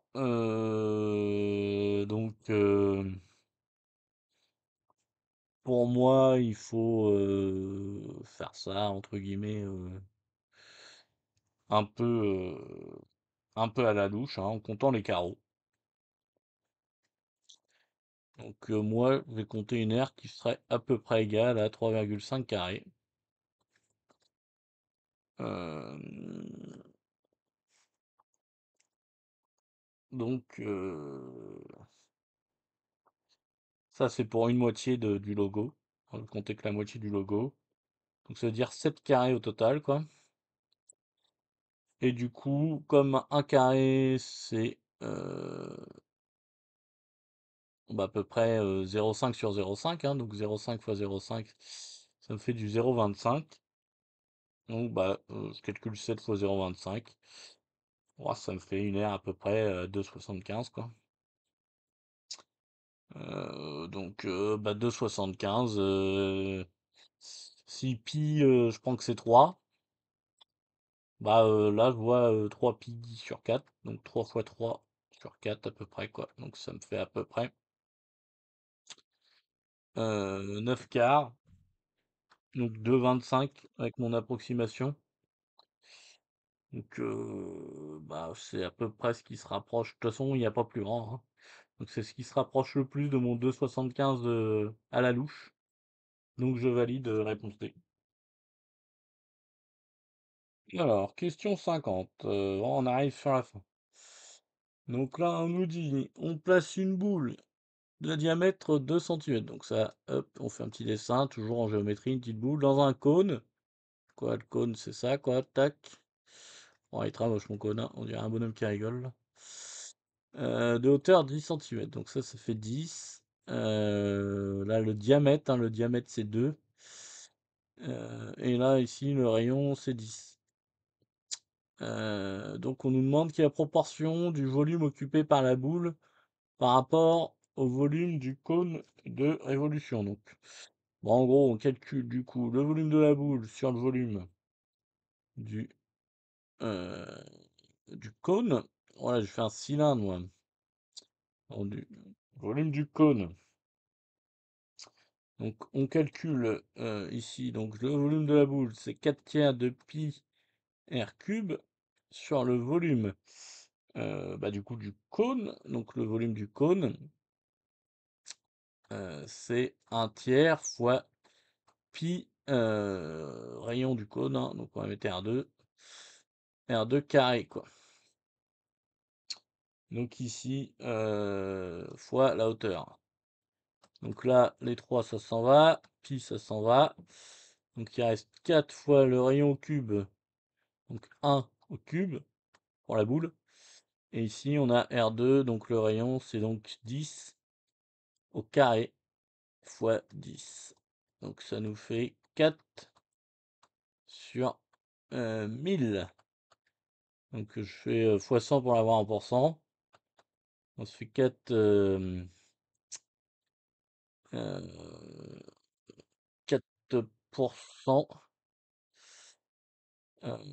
Donc 4%, ouais, c'est ça. Non, ça me fait 4, 4 sur 10. Je vais y arriver, donc ça fait 0,4%. Question 51. On donne un repère orthonormé, 3 points. On nous dit que c'est le milieu de BD. Et on nous demande la valeur du produit scalaire ABAD. Ok, ok, ok, ok. Alors, on va le calculer du coup, ce produit scalaire. Alors, le problème, c'est que c'est un peu compliqué parce qu'on n'a pas le point D. Donc, ce qu'on va faire, c'est qu'on va déjà décomposer AD. On va dire que c'est AC plus CD. Donc, du coup, ici, on va faire AB scalaire AC plus AB scalaire CD. Comme on sait que C est le milieu de BD, eh ben, on va remplacer CD par, du coup, euh, un demi de euh, un demi de BC. Voilà, hein, les vecteurs sont égaux. Oh non, c'est CD est égal à BC, donc non, ici pas de 1 demi. Donc après, j'ai plus qu'à additionner ces deux produits scalaires là. Bon, une fois que j'ai ça, c'est facile, hein, il suffit que je calcule les coordonnées des vecteurs. Donc si je calcule les coordonnées de AB, j'ai 1, 1. AC, j'ai 5, moins 2. Et pour le dernier, donc BC, j'ai 4, moins 3. Donc ici, j'utilise la formule hein, dans le plan xx' plus yy'. Donc là, je vais donc faire 5 fois 1 moins 2 plus 1 fois 4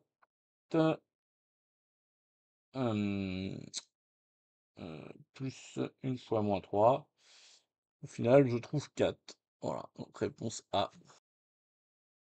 Alors, exercice 52. On nous repropose de tracer, enfin, on nous repropose de calculer un produit scalaire. Donc, on va tracer la figure. ABC, rectangle isocèle en B. AC, c'est racine de 8. Et on nous demande de calculer AB scalaire AC. Du coup, si le triangle est isocèle, c'est assez facile d'utiliser la formule de l'angle parce que là, on a forcément 45 degrés, hein. Donc, je rappelle la formule de l'angle, hein, ça va être AB fois AC fois le cosinus de l'angle entre les deux, donc BAC. Donc ici, ça nous fait eh bien, du coup, on ne connaît pas. Donc x fois x fois cosinus de ABC, cosinus 45 degrés. Donc ça nous fait du x carré fois racine de 2 sur 2. Alors pour trouver x, faut utiliser Pythagore, hein, parce qu'on va avoir x au carré plus x au carré qui sera égal à racine de 8. Donc 2x carré, enfin racine de 8 au carré. 2x carré égale 8, donc x carré égale 4, donc bah, x égale 2, hein. Donc ici, 2 au carré fois racine de 2 sur 2, ce qui nous donne donc, ça s'en va, du 2 racine de 2. Donc ici, la réponse B. Question 53 maintenant. Dans l'espace, on considère 3 points non alignés, et il faut trouver une équation cartésienne du plan. Donc, bah, le mieux, c'est d'injecter les coordonnées des points dans les trois équations. Donc je vais faire directement celui qui va marcher, hein, pour vous montrer. Si la réponse c'était le C, alors pourquoi? Parce que je fais 1 pour le point A, hein, je vérifie que le point A appartient à C, donc je fais 1 moins 2 fois 2, moins 3 fois 1, plus 6. Bon, bah ça se fait 0. Ensuite, je fais la même chose pour le point B. Donc, du coup, je vais faire 1 moins 2 fois moins 1, moins 3 fois 3, plus 6. Bah là encore, ça fait 0. Donc du coup, A et B sont bien des points du plan. Je fais la même chose enfin avec C. Donc ça fait 0 moins 2 fois 6 moins 3 fois moins 2, plus 6. Et ça trouve, je tombe aussi sur 0. Donc au final, réponse C quoi. C. Et bah du coup, en fait, on peut dire que D, il appartient à ABC, hein. Bah si, en gros, les 4 points sont coplanaires, hein. Donc pour être coplanaire, bah, il faut par exemple que on trouve les valeurs de alpha et de bêta qui font que AD égale alpha AB plus bêta AC. Donc si on calcule rapidement AB, on trouve euh, pour coordonner 2, 2, 0. Et si on fait la même chose avec AC, on trouve 1, 0, moins 1. Donc ensuite, on n'a plus qu'à calculer les coordonnées de AD, hein. Donc AD, du coup, ce sera x plus 1, y, z, hein. X, y, z étant des points que je cherche justement à déterminer. Et donc, du coup, je dois avoir x plus 1 égale 2 alpha plus bêta, hein. 2, le 2 vient là, le 1 vient ici. Y, ce serait 2 alpha, et z, ça doit être égal à moins bêta. Donc, les deux dernières équations vont me permettre de trouver les valeurs de alpha et de bêta pour chacun des points proposés. Et puis après, je dois vérifier que la première équation en fait est vraie avec les coordonnées proposées, quoi. Donc si je prends le A, euh, le problème c'est que ça me donne 1 égale 0. Donc ça ne marche pas. Si je prends le B, je trouve à un moment donné 2 égale 0. Donc du coup, ça ne marche pas. Et si je prends le C, eh bien, a priori, ça va être bon pour bêta égale 0, alpha égale 1 demi. Et là, du coup, on retrouve les coordonnées du point D. Question 55. Donc, on nous donne une droite D et quatre autres représentations paramétriques de droite. Il faut chercher celle qui est perpendiculaire. D'accord. Donc, du coup, là, il faut extraire les vecteurs directeurs. Déjà. Donc, celui de D, Bah, c'est les coefficients devant t, hein, donc du coup, ça va être, on va l'appeler U, 1, -1, 2. Après, si on prend, bah, la proposition du petit a, on va l'appeler V, donc ça va nous donner -1, 1, -2. Donc après, bah, on va calculer, U scalaire V. Bah, du coup, si je calcule U scalaire V, et bah, je vais trouver, du coup, bah, -1, -1, plus 4, donc c'est pas 0, hein, donc du coup, ça marche pas la B. Alors, enfin la A, pardon. Si je fais de même, la B ne marche pas. Et si je fais avec bah, avec la D ça marche. Donc en gros, j'ai D ou C avec cette technique-là. Donc ensuite, ce qu'il faut, c'est que bah, je regarde si les droites se coupent, se croisent, hein, parce qu'il ne faut pas juste être orthogonal, hein, il faut être aussi perpendiculaire. Donc perpendiculaire, hein, orthogonal, ça peut être ne pas se croiser, hein, c'est non coplanaire. Mais perpendiculaire, hein, ça veut dire que c'est coplanaire et orthogonal. Donc du coup, il faut qu'il y ait un point d'intersection. Donc du coup, il faut que je vérifie sur D ou sur C, laquelle des deux bah, peut être la bonne réponse. Donc bah, on va prendre la D parce qu'elle est facile, il y a Z égale 0. Donc si Z vaut 0, hein, bah, ici pour avoir 0, il faut que GT égale 0. D'accord? Donc si GT qui vaut 0, j'aurai Y égale 1, X égale 1. Donc là, pour que j'ai 1 ici, ça va être plus simple. Bah du coup, il faudrait que 1 et 1, ça s'annule. Il faudrait que du coup que GT égale 0. Et donc dans ce cas-là, bah, si GT égale 0, bah là, le souci ici, c'est que je vais avoir 2. Donc ça veut pas, je ne vais pas avoir 1. Donc du coup, la D ne marche pas. Si la bonne réponse, c'est la réponse C. Donc ici, on a deux droites D1 et D2. On a deux plans. Voilà, ok, il faut trouver position relative de P1 et P2. Alors déjà, la A, on peut dire que c'est faux. Parce que si je prends un vecteur normal de P1, bah, ça va être 1, 1, moins 1. Et un vecteur normal de P2, bah, je vois direct que c'est 3, 1, 1. Donc bah, du coup, je vois direct que c'est pas collinéaire, hein. C'est pas égal à K fois N2, hein, donc du coup, pas collinéaire, donc ça peut pas être parallèle. Donc là, A, c'est mort. Donc là, ensuite, la B.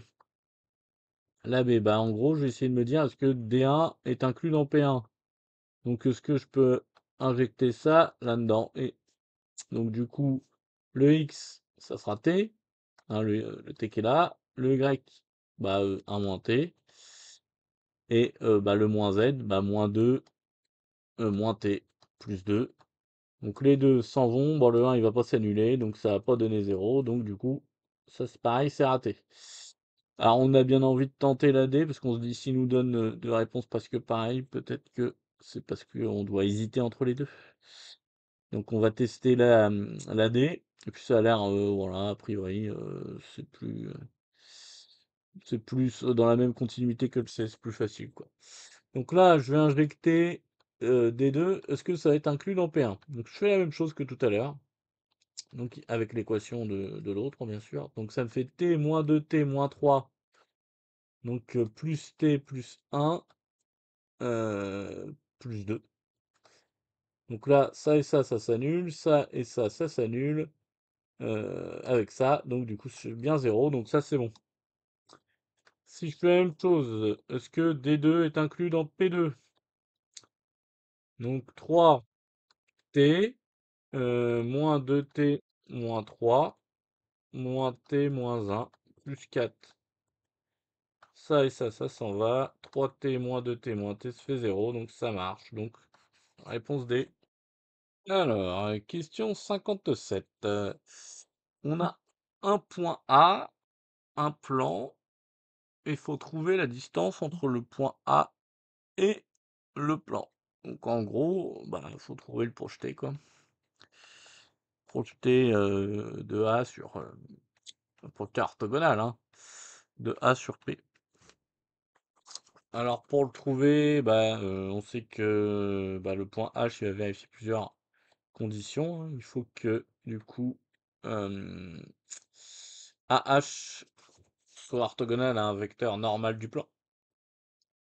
Et il faut aussi que H appartienne au dit plan. Alors, donc on va poser XH, YH, les coordonnées bah, de ce point. ZH aussi, hein, on est dans l'espace. Donc, bah, du coup, N, si on extrait N, c'est 1, 1, 0. Donc, du coup, H, il appartient au plan, hein, donc c'est-à-dire qu'XH plus YH, ça fait 0, c'est-à-dire qu'XH, en fait, bah, c'est moins YH. Ça veut dire que H, déjà, je peux dire que ses coordonnées, c'est en gros X H moins XH et bah, ZH, quoi. Donc si je calcule maintenant AH, ça fait XH moins 1, moins XH moins 1, ZH moins 1. Et donc ça doit être égal à K fois N, donc K fois 1, donc K, K fois 1, K fois 0, 0. Donc au final, je dois avoir XH moins 1 égale K et moins XH moins 1 égale K. Et ZH, bah, moins 1 égale 0. Donc là, je trouve que ZH, c'est forcément 1. XH, bah, c'est K plus 1. Et bah, ici, j'ai XH qui doit être égal à moins K moins 1. Donc ça signifie qu'il faut que K plus 1 soit égal à moins K moins 1. C'est-à-dire que 2K doit être égal à moins 2. Donc K égale moins 1. Donc j'en déduis les coordonnées de H. Hein, voilà. Coordonnées de H. Bah, du coup, ça va être bah, si K vaut moins 1, bah, ça va être 0, 0, 1. Voilà, donc 0, 0, 1. Et donc si je calcule AH, ça va être du coup ouais, parce qu'au final, j'ai pas besoin de même des coordonnées de A, j'ai surtout besoin des coordonnées de AH. Donc j'avais moins 1, 0. Donc AH, ça va être racine de 1 plus 1 plus 0 au carré, hein. Donc ça fait racine de 2. Donc réponse C. Voilà, alors la question 58. Alors pour nous achever, ils nous font une question, trois questions qui suivent. Alors là, ils nous demandent de trouver des intersections de plans dans une pyramide. Alors, bon bah là, il n'y a plus qu'à essayer de voir ce qui peut marcher. Alors, en fait, en gros, hein, l'avantage c'est qu'en gros c'est SAB et SCD. Alors SAB, il est quelque part, oh bah c'est la face là de devant. SAD, c'est ce qu'il y a derrière là, enfin sur le côté. Bah du coup, attendez, hein, j'ai peut-être mal lu. SAB. Oui, j'ai mal lu. SCD.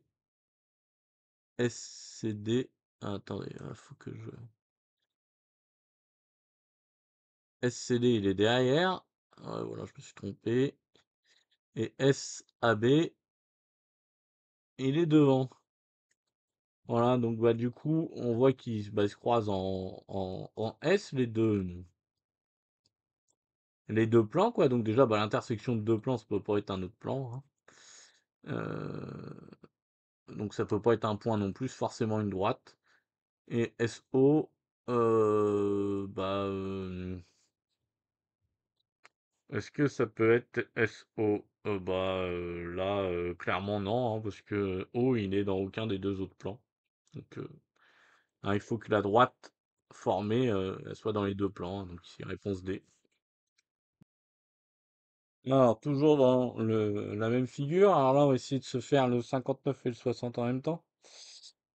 Alors le 59 qui est un peu galère, heu, il faut trouver un vecteur normal au plan SBC. SBC qui est ici. Sachant qu'on se place dans le repère O, qui est là. Donc OA, donc qui est par là, là, hop, c'est lui. OB et OS, donc c'est lui. Et donc il nous faut un vecteur normal à ce plan, quoi. Donc ok, donc très bien. Alors la pyramide, pyramide à base carrée. Donc ouais, ça peut servir ça peut-être quand même, là. Ça veut dire qu'ici il y a un angle droit. Ouais, bon, ça c'est pour c'est normal, hein, le repère étant orthonormé. Donc, bah là, du coup, on peut se baser sur le fait que pour qu'un vecteur soit normal, il faut qu'il soit orthogonal à tout vecteur du plan. Donc là, l'idée, ça peut être de prendre par exemple le vecteur BC. Donc le vecteur BC dans ces coordonnées-là, dans ces repères-là, pardon, ça va être moins un 0. Et puis bah, on teste toutes les réponses, hein. On fait n scalaire BC avec toutes les réponses. Donc là, si on fait avec le D, on fait 1 fois moins un plus moins un fois moins un plus 0 fois moins un puis bon, on voit que ça marche. Et du coup, bah, c'est le seul qui marche, hein. Donc bah, du coup, ça peut être que le D, quoi.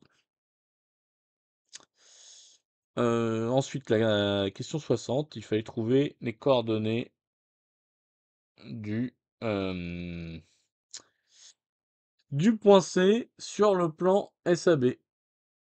Donc le point C, il est où le point C? Le point C, je le vois même plus. Ah, il est là, sur le plan SAB. Donc SAB, d'accord. Donc il faut faire son projeté orthogonal. Donc il faut le projeter orthogonalement, donc faire un truc comme ça, quoi, à peu près. Donc de visu. Ouais, il a l'air à peu près sur le euh, sur la droite là. Que... Ouais, attends, je vais vous laisser. Et bien chercher cette dernière question parce que je suis fatigué. Voilà. Allez, bon courage à vous.